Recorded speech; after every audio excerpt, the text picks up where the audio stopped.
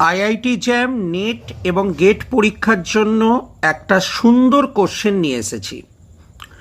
এখানে গিগনার বা organometallic কম্পাউন্ডের reaction কোনটা প্রোডাক্ট হবে। দেখো আমি বলি কোন কার্বনটা বেশি ইলেকট্রোফাইল সেটা তোমাকে আগে ডিসাইড করতে হবে। দেখো এইটা ডেল্টা প্লাস ক্যারেক্টার বেশি না এখানে ডেল্টা প্লাস ক্যারেক্টার বেশি, আমি বলবো এইটা হবে, এইটা নয়। কেন নয়? বিকজ অক্সিজেন তার লোন পেয়ারদের রেজোন্যান্স করে কমিয়ে দিচ্ছে। সো গিগনারের যে CH3- will attack on this carbon এবং এই বন্ডটা ব্রেক হয়ে যাবে, রাইট?